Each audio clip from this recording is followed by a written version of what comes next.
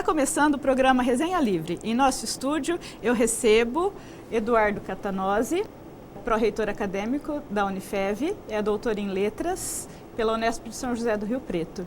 Recebo também Paulo Stipe, que é graduado em História pela PUC de São Paulo, não é? Isso. E o tema de hoje são as ideologias e os movimentos sociais. Vamos começar vendo o que as pessoas acham disso. Não faço nenhuma ideia de ideologia, não sei.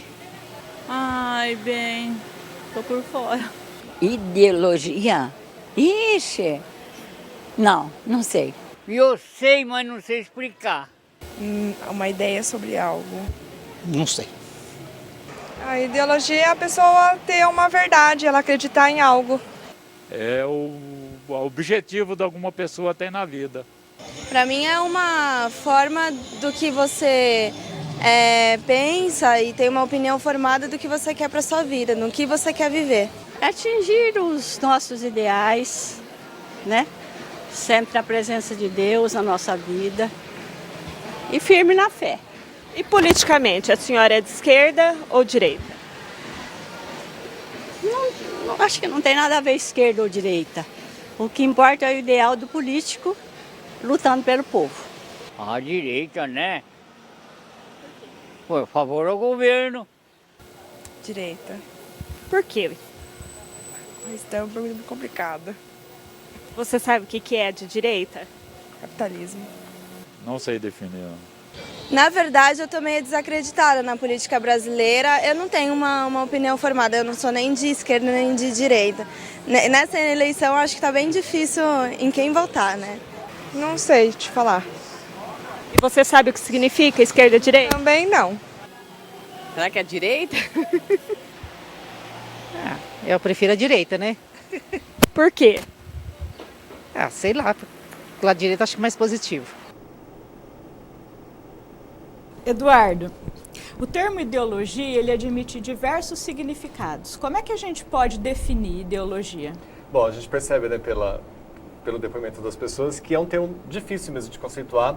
Muitas pessoas falam o tempo inteiro sobre ideologia e aí a gente vê, na hora de tentar explicar, de tentar conceituar, muitas vezes a gente não dá conta dessa definição do termo. Em primeiro lugar, assim, existem várias definições, cada autor conceitua de alguma maneira, né? Claro que quem conceituou ideologia, a gente parte sempre de Marx, né? Mas a gente precisa definir que existe ideologia e axiologia. O que seria cada uma dessas coisas?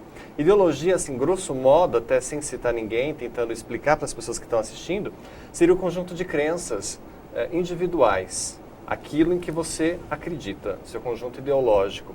E axiologia seria o conjunto de crenças sociais. Então, a partir do momento em que o ser humano nasce, ele não é tábua rasa, como a gente pensa, né? Ele já recebe uma carga ideológica. Isso seria a axiologia. Então, por exemplo, por que o menino, logo de criancinha, já usa azul e a menina rosa? Então, já tem alguma coisa ali que é a axiologia, que é o conjunto de crenças da sociedade que o indivíduo vive, né? Então ele não consegue ficar alheio às axiologias. Agora, ideologicamente, ele tem algo em que acreditar. Então é o conjunto de crenças do indivíduo. Aquele conceito que a gente ouve falar bastante da ideologia como uma falsa verdade. O Humberto Eco tem um livro interessante em que ele denomina mentiras que parecem verdade. E aí ele vai enumerando uma série de ideologias que ele extrai de livros infantis, de cartilhas, né? Então, por exemplo, a ideologia de que os pobres amam mais os filhos do que os ricos. De que ser pobre é interessante porque dorme todo mundo junto, é aquele amor, não é? Várias pessoas na mesma cama, e que os ricos, então, eles não teriam assim essa condição. Também uma outra ideologia que ele aponta no livro é aquela ideologia da criança, ele até cita, né, aquela história, que a criança ela é muito mais feliz se ela for soltar pipa com o pai, do que se ela tiver um pai, por exemplo, que é empresário.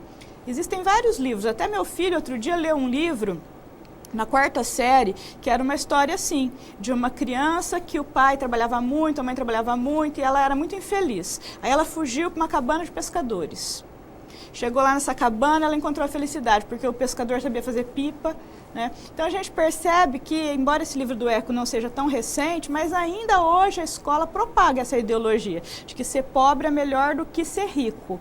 Qual seria o fundamento, o interesse dessa propagação discursiva na nossa sociedade? Então, Nínive, o problema é que justamente dessa propagação, né, dessas mentiras que parecem verdade, é que brotam os principais preconceitos. Né? A gente acaba assim, vendendo uma ideia, né? Você citou os contos de fadas, né? As histórias infantis, elas estão carregadas de ideologia. E a criança fica repetindo aquilo. A mulher, né, que espera um príncipe. A mulher que tem de esperar o príncipe cantando. Que a pessoa feia é má, né? Essa ideologia de que o belo é bom e o feio é mal. Também apesar de muito... que hoje em dia a gente até percebe que as histórias infantis estão subvertendo isso um pouco. A Disney está tentando mudar, Shrek, né? Isso aí. Até o Shrek, né? Mas a gente ainda tem uma associação valente, né? muito forte. A mulher que vai à luta, Mulan. Mas a maioria das mulheres ainda sonha em casar de Velho Grinaldo com um príncipe. Né? Eu acho que é um desserviço que se presta às feministas ainda existir isso, né? Então, e aí, por exemplo, um menino que de repente começa a usar muitos adjetivos, começa a usar palavras no diminutivo, são marcas femininas. Quem estabeleceu isso? Eu falei do rosa, no princípio. Quem disse que o rosa é de menina, o azul é de menino? Mas isso já está... São essas mentiras que parecem verdade, né? Assim, que a gente carrega e que ficam algo incontestes, assim. Ninguém contesta isso. E a gente vai propagando. Pensando, Paulo, na questão, por exemplo, dessa ideologia de que ser pobre é melhor do que ser rico. A serviço de quem ou do que essa ideologia se propaga? E ela ainda se propaga? Em qual aparelho ideológico você vê isso ocorrer assim, com mais frequência na sociedade brasileira? Eu acredito que essa questão ideológica é para perpetuar o status quo. É o que está estabelecido, o modo dominante, e continuar se reproduzindo da mesma forma. Seja ele economicamente, a questão dessa felicidade da pobreza, ou seja pela dominação sexual, a questão da feminilização do masculino, a questão de que se está parecendo mulherzinha. Desde quando mulherzinha é pejorativo? Quer dizer, você acaba trabalhando com um duplo preconceito. Você menospreza a mulher na medida em que você transforma isso num palavrão.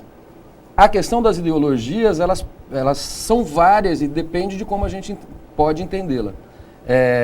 Você tem uma primeira ideia que seria o estudo da ideia. É o sentido mais tradicional que a gente viu nas entrevistas. Neutro.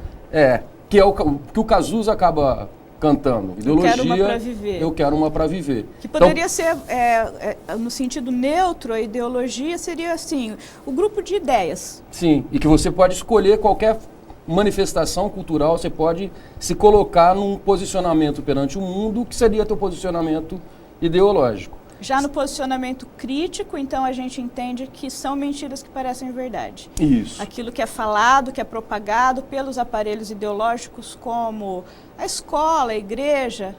O Eduardo acabou citando Marx. Pela visão marxista, seria a questão de uma falsa consciência. De você acabar adotando uma consciência que não é a sua consciência de classe. Você acaba adotando o ponto de vista do outro.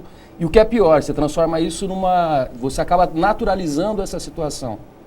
Sempre foi assim, então sempre vai ser. Esse ponto da naturalização é muito interessante, porque a ideologia ela só funciona bem, não é, Eduardo? Porque a gente não percebe que está dentro dela. Né? Às vezes na classe eu falo para os alunos, olha, isso que você está pensando, na verdade, não é seu. Nada do que você pensa é seu. Tudo que você pensa foi plantado em algum momento no seu ambiente aculturador, em razão do espaço em que você convive. E as pessoas ficam muito revoltadas, porque todo mundo tem aquela vaidade de achar que teve aquela ideia, que aquela ideia pertence à pessoa, né? Que é original. E a gente fica um pouco assim, chateado quando você descobre que nada do que você pensa é originário da sua própria mente, que você foi envolto, né, em uma série de discursos que manipularam a sua consciência de forma que você acha que aquilo é o que você pensa. Exato. Bom, eu comecei a estudar a ideologia por meio da linguagem, ou seja, para tentar entender um pouco a questão da linguagem. Não sou da sociologia, da história, da filosofia como o Paulo, então a minha relação com a ideologia é muito pela questão da análise do discurso, que é uma disciplina da área da linguística que vai estudar justamente isso. O que subjaz ao discurso, ou seja, o que está na base do discurso. E aí a gente aprende que toda palavra ela é carregada de sentido, ela é carregada de subjetividade. Então, a partir do momento que eu faço uma escolha de uma palavra, eu estou espelhando a minha ideologia. Então, você fala assim, não, eu não quero mostrar as coisas que eu penso, eu vou tentar forjar isso. Disfarçar. É impossível. Isso, é impossível. Né?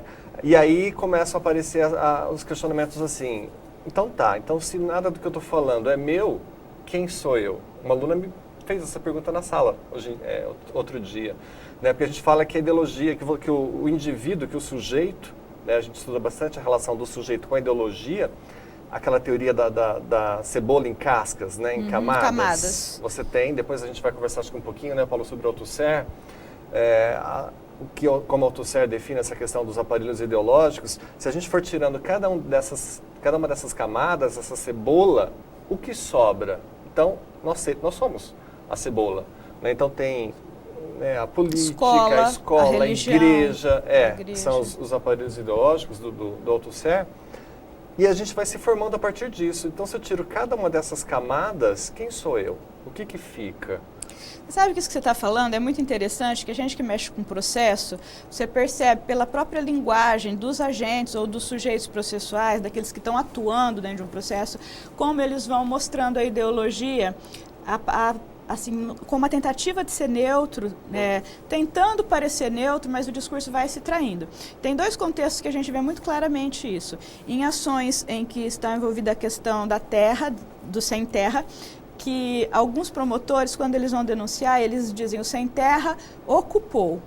E outro diz o sem terra invadiu. Então, nessa diferença, nesse desnível, vamos dizer assim, de gravidade que há entre o ocupar e o invadir, a gente percebe qual é a formação discursiva daquele emissor, quer dizer, do promotor que está produzindo aquela peça, né? Isso. Ou do advogado que está produzindo aquilo. Então, a gente consegue perceber isso, né, nas ações, tanto de natureza civil ou criminal. Os advogados também mostram dessa forma. Esse exemplo é perfeito, Nínive, porque a gente costuma dizer que o direito, né, é a arte da palavra e que ele trabalha com fatos. Na verdade, o direito trabalha com a linguagem também. Ele trabalha com a interpretação dos fatos. Com a interpretação dos fatos. E a interpretação a partir do quê? Da linguagem. O fato é, se eu pegar uma caneta e jogar para você. Aí eu costumo perguntar assim para os alunos, o que aconteceu nisso? Eduardo lançou a caneta, Eduardo atirou a caneta, Eduardo agrediu a Nínive. Né? Então, o mesmo fato passa a ter diferentes interpretações a partir da palavra que eu escolho para traduzir aquele fato, aquele momento de acontecimento. Então, o advogado, ele vai advocare, chamar para, do latim, né? Ad mais vocare. Ele chama para a defesa ou chama para a acusação de alguém, de algo ali. E ele vai agir, ele não estava lá, o advogado não estava lá quando aconteceu o fato. Ele não viu, ele não presenciou. Então, ele vai trabalhar com o discurso dos fatos e os discursos são carregados de ideologia. Aí você pode me perguntar assim, e se eu filmar? E se determinado fato foi gravado? Será que também depende do ângulo. Exatamente. Depende muito do ângulo. Se você pegar um filme, num filme a gente vê a ideologia muito claramente, porque às vezes o cineasta vai flagrar determinado personagem que ele tem simpatia por aquele de uma forma muito mais introspectiva. Então você consegue ver muito mais a emoção. O outro, aquele personagem que o cineasta quer que o público rejeite ou que antipatize, ele filma de fora, né? Na literatura também a gente vê isso, na focalização interna, na externa, né? Sim. A gente consegue até mesmo na fotografia escolher o ângulo que favorece o ponto de vista da verdade que nos seduz ou que nos satisfaz. Nós estamos aqui na televisão, está acontecendo uma conversa entre nós três. Se a câmera se fixar de repente na minha boca que fala muito, faz um ângulo fechado aqui, vai dar a impressão do quê? De que eu não paro de falar, ou nas minhas mãos que gesticulam, é o recorte, ou então, sei lá, de repente aparece um olhar enviesado do Paulo, aí ele vai falar, o Paulo já está criando um atrito com o Eduardo ali, então a gente criou uma historinha. Os reality shows fazem bastante isso, a questão das edições. A edição, né? Então, que história você está contando? Que ideologia você pode construir uma pessoa por meio da imagem, do ângulo que você pega. Então, essa neutralidade, às vezes, ela fica meio comprometida. A questão da hermenêutica, voltando para o contexto jurídico, é muito complicado, porque o próprio código, a própria lei, ela tem algumas palavras que ninguém sabe ao certo o que significam. Então, por exemplo, se você pegar a palavra igualdade, né, é uma das palavras mais complexas de você definir, porque eu falo para você, vamos respeitar o princípio da igualdade, que é um princípio constitucional, que está expresso como cláusula pétrea, então ele tem que ser respeitado. Daí eu pergunto para você, bom, mas então as políticas afirmativas como o sistema de cotas, elas realizam ou elas não realizam o ideal da igualdade? Então, para alguém, vai dizer que sim, que elas realizam, porque a pessoa está entendendo a igualdade do ponto de vista material, né? De igualar aqueles que estão desigualados. E outro vai dizer que não, que as políticas de cota, elas são um atentado, na verdade, à igualdade. Na medida que, objetivamente, ou do ponto de vista formal, você tem uma situação de desnivelamento. Porque aí, ou o negro, ou o índio, ou aquele que seja beneficiado pelo sistema de cotas, ele vai passar na frente do outro, que objetivamente falando, é igual. Né? Você sabe que tem então, o juiz também fica perdido no momento de decifrar ou de atribuir o sentido aos termos que estão na lei. Né? Algumas pessoas extremistas chegam até a ir contra algumas palavras e falam assim, não, você não pode mais usar essa palavra porque essa palavra é pejorativa. Como, por exemplo, a palavra denegrir. Não, você não vai denegrir a minha imagem. Denegrir significa o quê? Vem de negro. Então, o negro não seria positivo. Então, denegrir é falar mal. Então, toda palavra negativa é o negro. Então, o negro está associado a essa ideia negativa. Isso seria uma questão de preconceito ali dentro de uma palavra. É claro que seriam grupos extremos. Você falou da questão do direito, também das palavras, como a gente se apropria de algumas palavras do direito e acaba levando para o nosso dia a dia sem perceber. Isso, por exemplo, a juventude fala, não, isso é legal. O que é legal? Legal é que está em conformidade com a lei. Então, se algo é positivo para mim, passa a ser legal. Né? Eu acho um ponto bem interessante, Paulo, com relação a essas coisas que as pessoas propagam por ideologia, né? O discurso meritocrático, ele sustenta basicamente na ideia de que só é pobre quem quer, que toda pessoa que se esforça, ela consegue atingir os seus sonhos ou os seus ideais, né? Isso seria uma expressão da ideologia na vertente crítica? Seria um prato interessante para a discussão da ideologia marxista, a meritocracia? O que você acha? Eu acho que é a concretização do que é o ideológico, né? Essa questão só é pobre quem quer, você acaba corroborando com uma visão de dominação. Quer dizer, se você partir da ideia do iluminismo, a questão da ilustração, de você correr atrás do prejuízo, de você correr atrás do conhecimento como uma maneira de crescer na vida, a questão do mérito, você tem o próprio Rousseau desenvolvendo a questão da desigualdade entre os homens, não passa pela questão das capacidades, das habilidades individuais. Ele escreve um livro chamado A Origem da Desigualdade entre os Homens, onde ele chega na questão econômica, mesmo na consolidação do processo do capitalismo, do mundo burguês, que ele coloca que você tem um sistema de dominação. É interessante a gente pensar por esse ângulo também e imaginar assim, como é que isso vai se conectar com o assunto do nosso segundo bloco, que são as ideologias políticas, não é? Eu tenho entendimento, não sou profunda conhecedora, eu não entendo, na verdade, muita coisa a respeito de ideologia política. Mas eu tenho a impressão que a partir do momento que a pessoa está num partido, depois ela vai para o outro, depois ela vai para o outro, depois ela vai para o outro, o que vai definir o perfil do partido não é exatamente uma visão de mundo, né? Mas esse é assunto para o próximo bloco. Então nós vamos dar uma pausa, daqui a pouco a gente volta, não saia daí. Pois aquele garoto que ia mudar o mundo, agora assiste a tudo em cima do muro, meus heróis morreram.